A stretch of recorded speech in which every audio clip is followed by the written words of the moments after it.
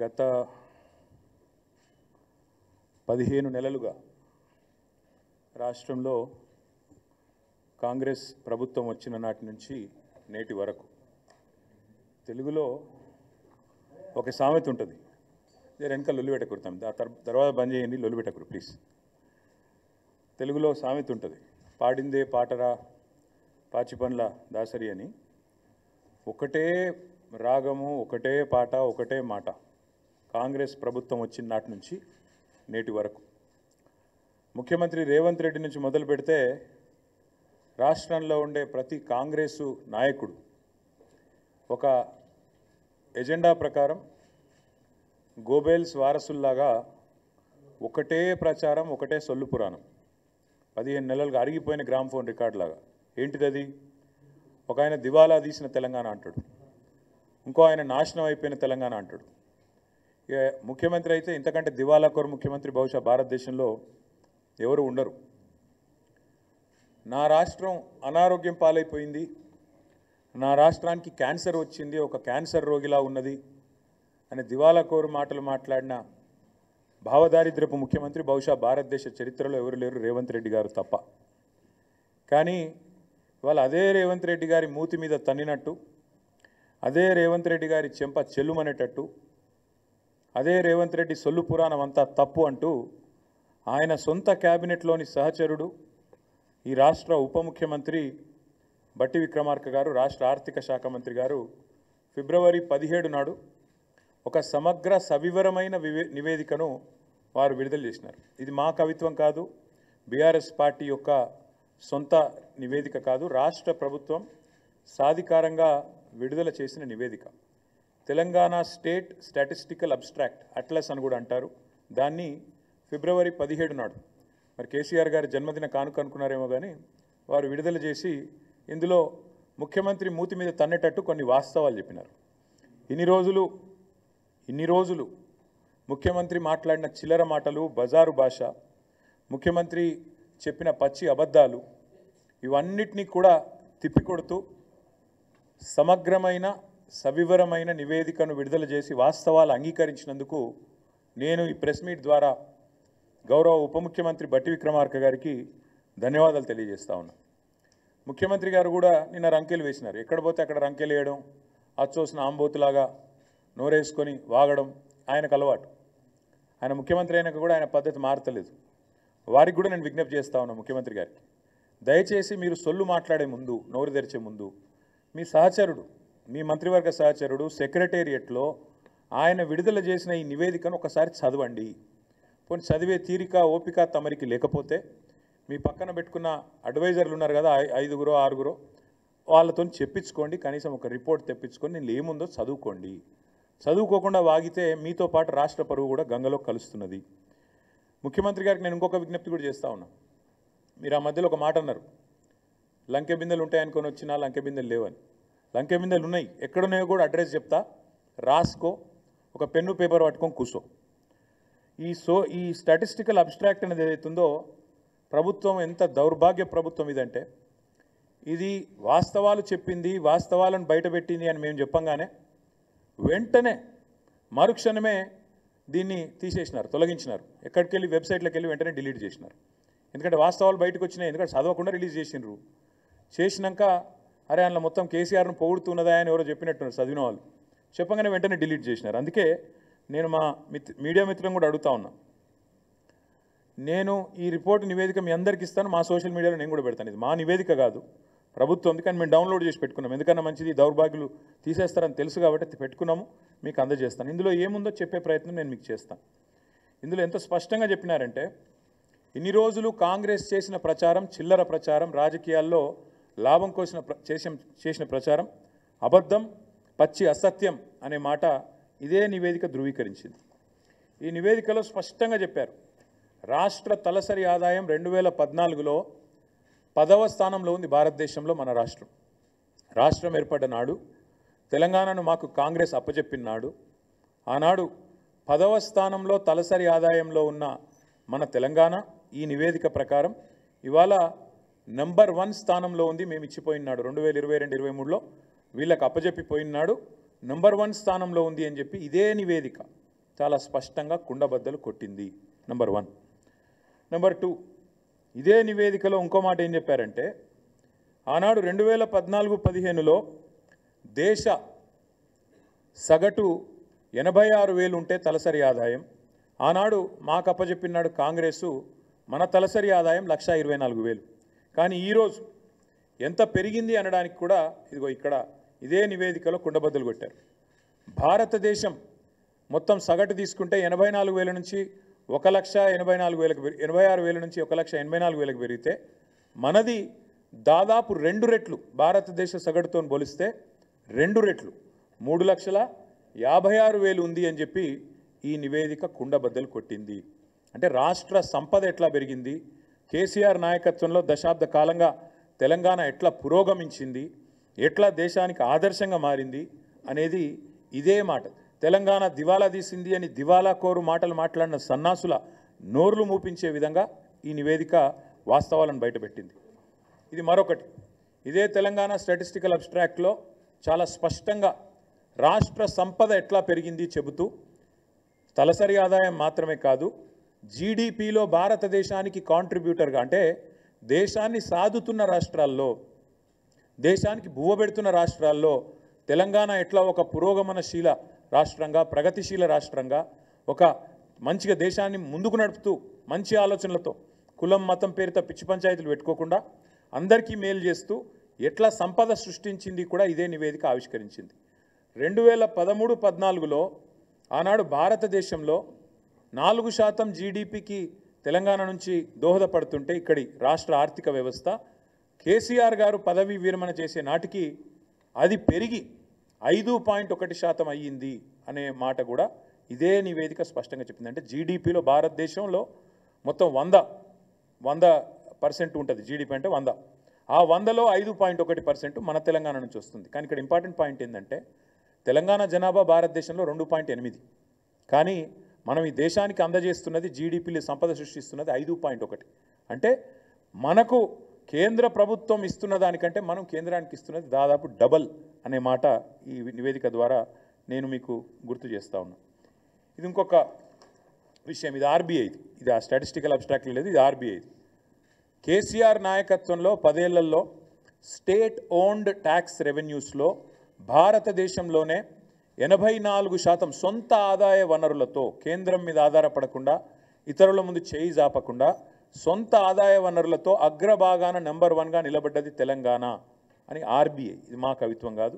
84%, 88%తో అగ్రభాగాన state owned tax revenues SOTR, ఇది నెంబర్ 1 అని చెప్పి చెప్తున్నది ఈ నివేదిక. అట్లాగే ఇంకొక మాట కూడా ఈ నివేదిక చూపెడుతున్నది. ఏమంటారు ఇందులో, భారతదేశంలో మన స్థానం ఏంటిది GSDPలో మొత్తం ఓవరాల్ సైజ్ అంటే, ఈ నివేదికలో ఏం చెప్పారంటే, కాంగ్రెస్ వాళ్ళు మాకు అప్పచెప్పిపోయినాడు ఆనాడు ఈ రాష్ట్రం యొక్క GSDP gross state domestic product 5 లక్షల కోట్లు. కానీ ఈరోజు బట్టి విక్రమార్క గారు విడుదల చేసిన ఈ నివేదిక ప్రకారం ఈ రాష్ట్రం యొక్క GSDP 10 ఏళ్లలో కేసీఆర్ గారు 5 లక్షల కోట్ల నుంచి 15 లక్షల కోట్లకు పెంచారు అని ఈ నివేదికనే రేవంత్ రెడ్డి చెంప మీద చెల్లుమని కొడుతూ నివేదిక ఇచ్చింది. ఇది ఇక్కడ చాలా ఇంపార్టెంట్ స్లైడ్ ఇది. ఇలా చూడండి మీరు, మనకంటే పైన ఎవరున్నారంటే మనకంటే చాలా భూభాగంలో జనాభాలో పెద్దదైన మహారాష్ట్ర, తమిళనాడు, ఉత్తరప్రదేశ్, కర్ణాటక, పశ్చిమ బెంగాల్, రాజస్థాన్, ఈ 6 తర్వాత తెలంగాణ. అంటే గుజరాత్ను కూడా తలదన్ని ఇవాళ తెలంగాణ 10 ఏళ్లలో ఎక్కడి నుంచి ఎక్కడికి 5 లక్షల కోట్ల నుంచి 15 లక్షల కోట్లకు GSDP పెరిగింది అని కాంగ్రెస్ ప్రభుత్వం విడుదల చేసిన నివేదిక చెప్పింది. అంటే రేవంత్ రెడ్డి గారు సిగ్గు తెచ్చుకోండి అని చెప్తా ఉన్నా.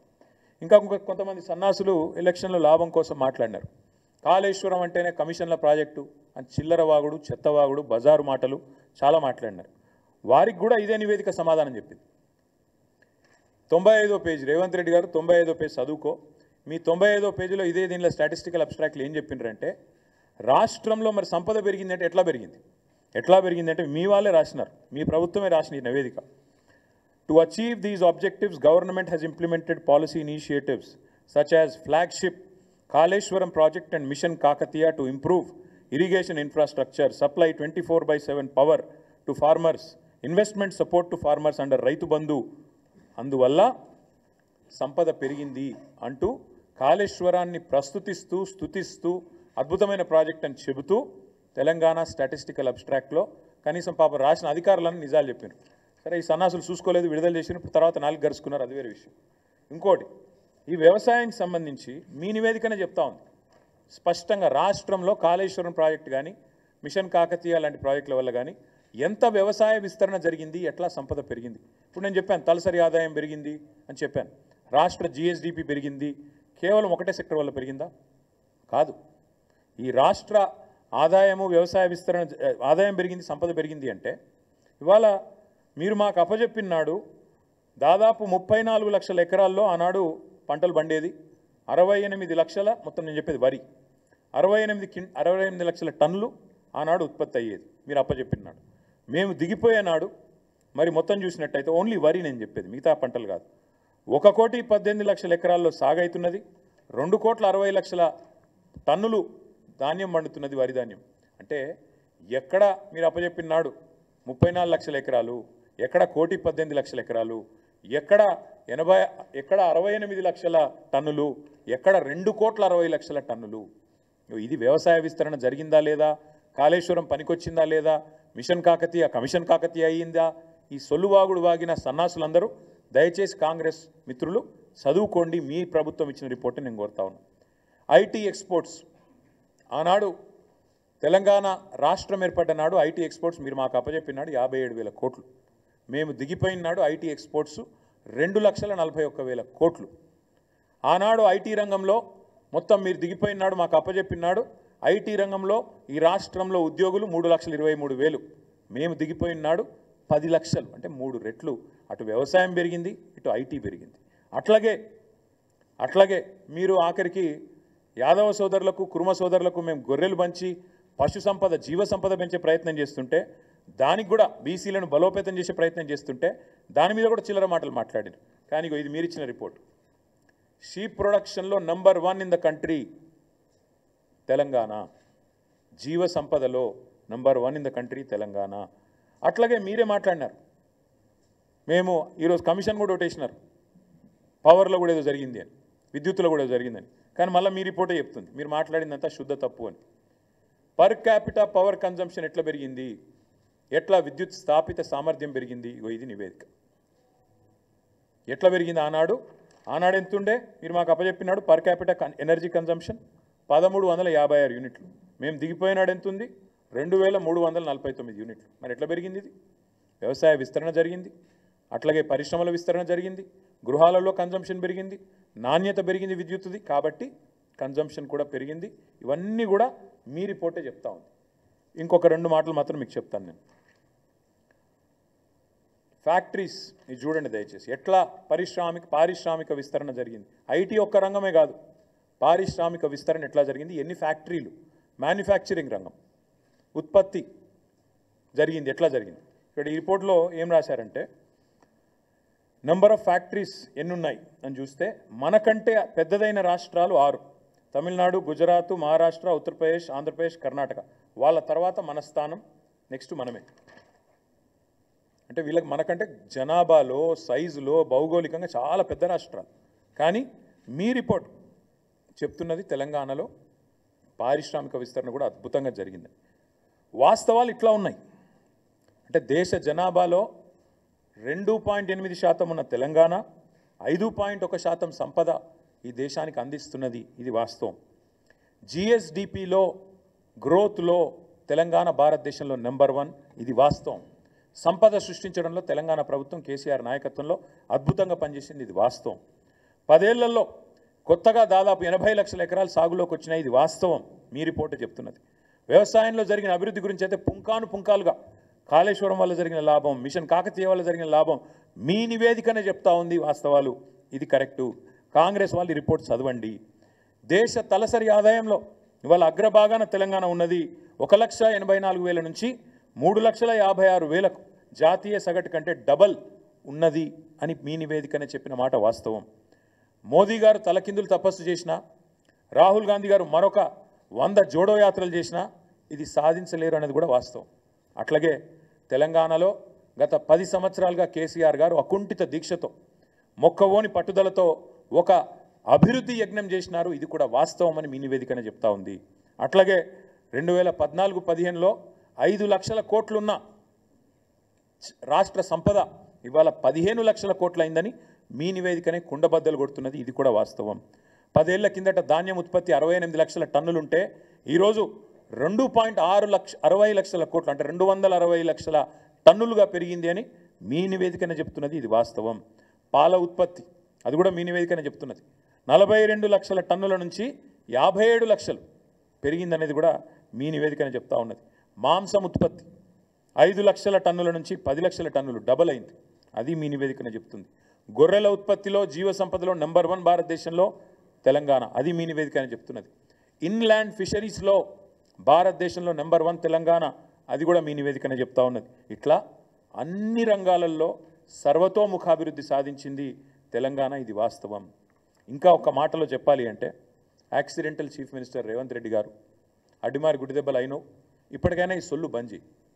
ఇప్పటికైనా తెల్లారలేస్తే కేసీఆర్ని తిట్టుడు, రంకలేసుడు, బూతులు మాట్లాడుడు, దివాలాకోరు మాటలు మాట్లాడుడు, తెలంగాణను శపించుడు, తెలంగాణను తెల్లారలేస్తే దూషించుడు బంజే అని చెప్తా ఉన్నాం. నేను ఊరికేనే అనట్లేదు, ఏదో దుగ్ధతో మాట్లాడట్లేదు. తెలంగాణను ఎవరు తిట్టినా, తెలంగాణను ఎవరు దూషించినా, తెలంగాణను ఎవరు కించపరిచినా ఇదే పద్ధతిలో జవాబిస్తాం. ఎందుకంటే నువ్వు సిగ్గులేనోడివి కాబట్టి, మూర్ఖుడు కాబట్టే తెలంగాణను ఒక క్యాన్సర్ రోగితో పోల్చినావు. తెలంగాణ ఒక వ్యాధిగ్రస్తమైన రాష్ట్రంగా మాట్లాడినావు. అందుకే నేను అంటున్నాను, నువ్వు మూర్ఖుడివి, చదువుకో.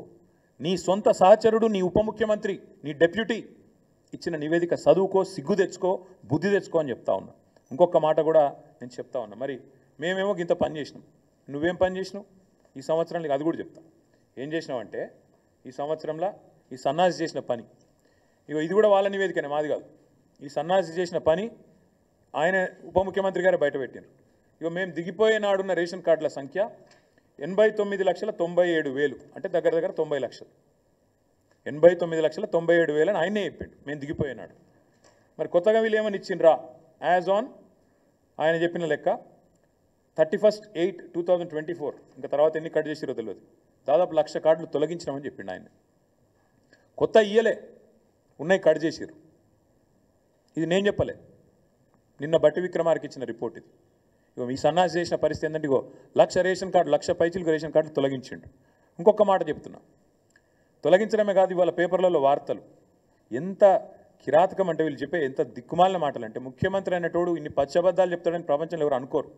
ఇదే ముఖ్యమంత్రి చెప్పిన అబద్ధాలను కూడా బట్టి విక్రమార్క గారు ఎండగట్టి ఉతికి ఆరేసినారు. ముఖ్యమంత్రి ఎక్కడ పోతే అక్కడ వాగుతున్నాడు. ఏమని? అప్పులకు మిత్తిలకే నెలకు 6,500 కడుతున్నా అని చెప్పిండు. ఇది వాళ్ళ రిపోర్ట్. ఇది కూడా ఆ రిపోర్ట్లకి వెళ్ళి నేను కోట్ చేస్తున్నా. మీకు ఈ కాపీ మొత్తం ఇస్తా. నేను చెప్పింది ఏది తప్పైనా ఏ శిక్షకైనా సిద్ధం. ఇది వాళ్ళ రిపోర్ట్. ఇందులో ఏం రాసిండ్రు? ఇగో ఇది వాళ్ళ రిపోర్టు. దీని ప్రకారం government of Telangana state accounts as of January 2025 అంటే పోయిన నెల ఈ రిపోర్ట్. ఇందులో ఏం రాసిండ్రు? మిత్తిలకు ఎంత కడుతున్నామని రాసిండ్రు తెలుసా? పోయిన 10 నెలలు మొత్తం ఇప్పటిదాకా కట్టింది ఎంత అంటే 22,056 కోట్లు. 22,056 కోట్లు. నెలవారీ లెక్క కూడా ఇళ్ళనే ఇచ్చిండు. పాపం బట్టి విక్రమార్క అమాయకంగా ఇరుక్కున్నాడు. ఆయన ఉద్యోగం ఉంటుందో పిక్తుందో కానీ ఇగో నెల నెల కూడా ఇచ్చిండు. నెల నెల మిత్తి ఎంత కట్టినాం ఏం చెప్పిండు ఇలా? పోయిన ఏప్రిల్ 24లో కట్టిన మిత్తి 1,865 కోట్లు, మే నెలలో 3,700 కోట్లు, జూన్లో 5,000 చిల్లర కోట్లు. ఇట్లా ఓవరాల్గా మన్నించాలి, ఏప్రిల్లో 1,865, మేలో 1,864, జూన్లో 2,200, జూలైలో 2,200, ఆగస్టులో 2,304 కోట్లు, సెప్టెంబర్లో 2,689 కోట్లు, అక్టోబర్లో 1,965, నవంబర్లో 1,928, డిసెంబర్లో 2,475, జనవరిలో 2,499, మొత్తం కలిపి 10 నెలలకు గాను కట్టింది పోయిన ఏప్రిల్ నుంచి మొన్న జనవరి దాకా 22,000 కోట్లు. అంటే నెలకు 2,200 కోట్లు. మరి 6,500 కోట్లు అని చెప్పిన బోగస్ ముఖ్యమంత్రి సిగ్గు లేకుండా నెలకు 4,300 కోట్లు అదనంగా కడుతున్నా అంటే ఏడబోతున్నాయి అవన్నీ? టకీమని రైతుల ఖాతాలను అయితే పడతలేవు, టకీమని తులం బంగారం అయితే వస్తలేదు. మరి టకీమని రాహుల్ గాంధీ ఖాతాలో పడుతున్నాయో ఢిల్లీలో చూడాలి. గింత అబద్ధాలు, గింత పచ్చి అబద్ధాలు, గింత దిగజారుడు బజారు భాష ముఖ్యమంత్రి మాట్లాడచ్చా? గిన్ని అబద్ధాలు చెప్పొచ్చా? మిత్తి 6,500 కోట్లు అని ముఖ్యమంత్రి చెప్తాడు, లేదు 2,200 కోట్లు అని ఉప ముఖ్యమంత్రి గారు విడుదల చేసిన నివేదిక చెప్తా ఉంది. ఇగో ఇది వీళ్ళ వాస్తవ రూపం. ఇంకా దారుణం ఇదొకటి. ఇంకా దారుణమైన విషయం చెప్తాను. వీళ్ళు ఎట్లా చెప్తారంటే ఏదో మిత్తులు బాగా అయిపోయినాయి, రాష్ట్రం అప్పుల పాలైందని దిక్కుమాలిన మాటలు మాట్లాడతారు. మాకు వాళ్ళు అప్పచెప్పిపోయినాడు, ఇది ఇది ఇది ఇది వాళ్ళ గ్రాఫ్, ఇది కూడా నాది కాదు. మాకు వాళ్ళు అప్పచెప్పిపోయినాడు మిత్తిల విషయంలో, మిత్తిలు as percentage of interest as percentage of SOTR అంటే రాష్ట్ర ఆదాయం ఎంత, దానిలో మిత్తిల శాతం ఎంత. మాకు అప్పచెప్పినాడు 2014లో రాష్ట్ర ఆదాయంలో మిత్తిల శాతం 21.64%. మేము వాళ్ళకు తిరిగి అప్పచెప్పినాడు కేవలం 17.19%. మరి ఇటు మిత్తిలు పెరిగినాయి అంటున్నావు, మరి రాష్ట్ర ఆదాయం పెరిగింది చెప్పవు. ఆ రోజు మీరు మాకు అప్పచెప్పినాడు మిత్తిలు రాష్ట్ర ఆదాయంలో 21%, 21.64%. మళ్ళీ మేము మీకు తిరిగి అప్పచెప్పినాడు 17.19%. ఇది చెప్పవెందుకు? ఈ గణాంకాలు చెప్తే కదా, నువ్వు చెప్పపోయినా నిజాలు. అంటే రాష్ట్రాన్ని అద్భుతంగా మీకు అప్పచెప్పినాం, మరి మీరేం చేస్తున్నారు? కేసీఆర్ చెప్పింది నిజం చేస్తున్నారు. ఢిల్లీ పార్టీలకు తెలంగాణను పరిపాలించుడు చేత కాదు అని తేలిపోయింది. కాబట్టే ఇగో ఇది పేపర్లో వార్త ఈరోజు. ఇది ఈరోజు వార్త, ఈరోజు పేపర్లో వచ్చిన వార్త ఇది. రాష్ట్ర ఆర్థిక పరిస్థితి గరిష్టానికి, ఆర్థిక లోటు గరిష్టానికి వీకింది, సన్నాసులకు పరిపాలన చేత అయితే లేదు. మేము చేసింది ఏందో ఇప్పుడు నీ ప్రభుత్వమే చెప్పింది, నేను చెప్పలేదు, నా కవిత్వం కాదు. ఈరోజు ఈ దివాలాకోరు కాంగ్రెస్ నమ్మిన పాపానికి వీళ్ళ అసమర్థ పాలనలో తెలంగాణ చేతికి చిప్పొచ్చే పరిస్థితి ఉన్నది. ఎందుకు అంటే జనవరి నెలాఖరు వరకు, అంటే మొన్న పోయిన నెలాఖరు వరకు రెవెన్యూ ఆదాయం వీళ్ళు 1,23,000 కోట్లు ఆదాయం ఆర్జించినారు. కానీ ఖర్చు పెట్టింది లక్ష కాదు, 1,23,815 కోట్లు వీళ్ళు సంపాదించినారు. ఖర్చు చేసింది మాత్రం 1,49,866 కోట్లు. అంటే రాబడి కంటే ఖర్చు 26,000 కోట్లు ఎక్కువ. ఏడబోతున్నాయి ఈ పైసలన్నీ? కొత్త స్కీమ్ చాలు చేయలే, ఒక్క మనిషికి కొత్త రూపాయి ఇయ్యలే. నువ్వు మహిళలకు 2,500 అన్నావు, 2 రూపాయలు ఇయ్యలే. తులం బంగారం అన్నావు, మన్ను కూడా లేదు. రైతు బంధు వెయ్యవు, రైతు రుణమాఫీ చెయ్యవు, స్కూటీలు అంటావు ఇయ్యవు, ముసలోళ్ళకు పెన్షన్లు 4,000 చేస్తానో ఇయ్యవు. మరి ఎందుకు ఖర్చు పెరిగింది? ఎందుకు నువ్వు రాబడి కంటే ఖర్చు పెంచినావు చెప్పగలుగుతావా? అసలు ఎందుకు అప్పు చేస్తున్నావు? ఇవాళ మీకు మిగులు బడ్జెట్తో రాష్ట్రాన్ని అప్పచెప్తే నువ్వేం చేస్తున్నావు? ఒక సంవత్సరంలో 1,41,000 కోట్లు అప్పు చేసినావు నువ్వు. ఈ నీ రేవంత్ రెడ్డి చేతగాంతనం, కాంగ్రెస్ పార్టీ అసమర్థత ఇవాళ రాష్ట్రానికి ఆశనిపాతంలాగా పరిణమించింది. ఎందుకంటున్నా ఈ మాట? నీ తుగ్లక్ నిర్ణయాలు, హైడ్రా పేరిట మొత్తం రియల్ ఎస్టేట్ రంగాన్ని దెబ్బగొట్టినావు, నాశనం చేసి కుప్పగూల్చే పరిస్థితి తెచ్చినావు. నీ దిక్కుమాలిన విధానాల వల్ల ఇవాళ స్టాంప్స్ రిజిస్ట్రేషన్ మరి 18,000 కోట్లు అంచనా వేస్తే ఇప్పటిదాకా వచ్చింది కేవలం 5,821 కోట్లు రిజిస్ట్రేషన్లు తగ్గినాయి. ఇది వాస్తవం. నువ్వు ఒప్పుకున్నా ఒప్పుకోకపోయినా నీ ఆదాయం పెరుగుతుండొచ్చు, నీ ఆస్తులు పెరుగుతుండొచ్చు, కానీ రియల్ ఎస్టేట్ రంగానికి నువ్వు పొడిచిన వెన్నుపోటు వల్ల, నీ దిక్కుమాలిన హైడ్రా వల్ల ఇవాళ రియల్ ఎస్టేట్ వాళ్ళు కూడా ఆత్మహత్యలు చేసుకునే పరిస్థితి వచ్చింది. వేణుగోపాల్ రెడ్డి అని మొన్న తమ్ముడు ఆత్మహత్య చేసుకున్నాడు. నీకు రాజకీయపరమైన కక్షల సెటిల్మెంట్ తెలుసు తప్ప రాష్ట్రాన్ని ఎట్లా ఆర్థికంగా బాగు చేయాలన్న సోయి నీకు లేదు. అందుకే కేసీఆర్ ఆనవాళ్ళను చెరిపేసే కుట్రలో వ్యవసాయాన్ని సాగు దెబ్బగొట్టినావు. మేడిగడ్డ రిపేర్ చేయకుండా 15 నెలలు ఎండబెట్టడం వల్ల వాళ్ళు ఏం జరుగుతున్నది? భూగర్భ జలాలు అడుగంటిపోయి వ్యవసాయం సంక్షోభంలో పడి చివరి మల్లకు కాళేశ్వరం నీళ్లు చివరి మల్ల ఎక్కడైతే ఉత్తమ్ కుమార్ రెడ్డి నియోజకవర్గంలో అందుతాయో అక్కడ మొత్తం ఎండిపోయే పరిస్థితి ఉన్నది. ఈరోజు కోదాడలో, హుజూర్నగర్లో, సూర్యాపేటలో, తుంగతుర్తిలో పంటలు ఎండిపోయే పరిస్థితి. ఇవాళ మీరు కాళేశ్వరం ఎండబెట్టడం వల్ల, కేసీఆర్ మీద కోపంతో మేడిగడ్డ రిపేర్ చేయకపోవడం వల్ల అదొక వైపు.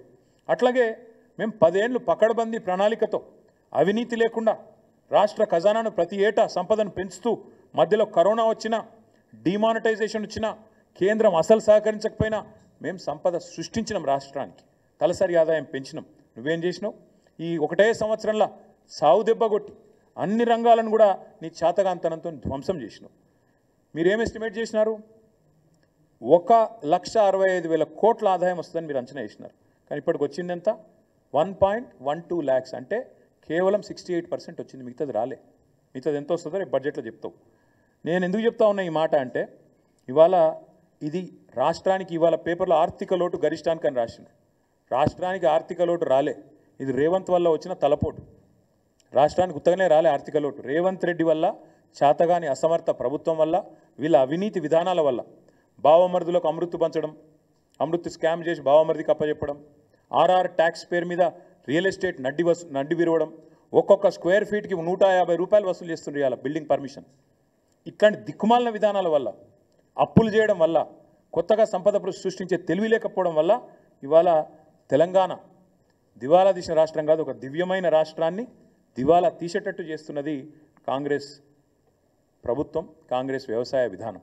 నిన్న కోదండరెడ్డి గారు మాట్లాడతారు, మేడిగడ్డ రిపేర్ చేయరు, కాళేశ్వరం బాగా చేసే ఆలోచన లేదు, రైతులకు నీళ్ళు ఇచ్చే తెలివి లేదు, కానీ బోర్లు వేసుకొని నష్టపోవద్దు, అనవసరంగా పంటలు వేసుకోవద్దు. మరి సపరేట్ క్రాప్ హాలిడే ప్రకటించమని చెప్పండి, మాకు రైతు బంధు ఇచ్చే ఉద్దేశం లేదు, క్రాప్ హాలిడే ప్రకటించుకోండి అని చెప్పండి. ఇంత సిగ్గుమాలిన దిక్కుమాలిన ప్రభుత్వం ఆఖరికి ఎట్లా ఉందంటే, ఇక నెక్స్ట్ కర్ణాటకలో వాళ్ళ మంత్రి ఒక ఆయన అన్నాడు మొన్న, ఏమైందా గ్యారంటీలు మరి మహిళలకు పైసలు ఇచ్చిన మొదలుపెట్టిన ఏమైందంటే, ఆయన అన్న మాటకి ఇది, గ్యారంటీలు ఏమన్నా జీతమా, మేము మీకు ఇచ్చుడే ఎక్కువ బిచ్చం అన్నట్టు. మళ్ళీ వీళ్ళు కూడా తొందరగా ఈ డైలాగులు వస్తాయి ఇళ్ళ నోట్లకి వెళ్ళి కూడా. ఒక ఫ్రీ బస్సు తప్ప ఇప్పటిదాకా చేసింది ఏమైనా ఉందా ఈ రాష్ట్రంలో? అందుకే నేను అంటా ఉన్నా, రేవంత్ రెడ్డి రంకెలేసుడు, చర్చకు రా, ఇదిరా అదిరా, ఇవి కాదు. దమ్ముంటే చేతనైతే అసెంబ్లీలో పెట్టు చర్చ, రాష్ట్రం మొత్తం చూస్తుంది, పెట్టు, 2 రోజులు పెట్టు, మైక్ కట్ కాకుండా చూడు. దమ్ముంటే నీకు స్పీకర్ను నువ్వు డిక్టేట్ చేసి, స్పీకర్కు కనుసైగల ద్వారా శాసించి ప్రతిపక్షం గొంతులు నొక్కుడు కాదు. దమ్ముంటే 38 మంది సభ్యులు మేమున్నాం, దమ్ముంటే మా సంఖ్యకు సరిపడే విధంగా మాకు టైమింగ్, అక్కడ అసెంబ్లీలో 4 కోట్ల ప్రజల ముందు నీ బట్టలు ఇప్పుతాం. అక్కడనో ఇక్కడనో చర్చ కాదు, బహిరంగంగా అసెంబ్లీ సమావేశాల్లోనే నీ బట్టలు ఇప్పుతాం. ఇది మా సవాల్ నీకు. ఇప్పుడు నేను చెప్పిన ఏది తప్పు అని చెప్పినా నేను ఏ శిక్ష కంటే ఆ శిక్షకు సిద్ధం. ఎందుకంటే మీ ఆర్థిక మంత్రి గారు చెప్తా ఉన్నారు వాస్తవాలు. ఇప్పటికైనా రేవంత్ రెడ్డి గారు బుద్ధి తెచ్చుకొని, సిగ్గు తెచ్చుకొని, ఇకనైనా పద్ధతిగా మాట్లాడాలి, రాష్ట్రాన్ని దూషించవద్దని కోరుతూ మళ్ళొక్కసారి మీ అందరికీ కూడా ధన్యవాదాలు.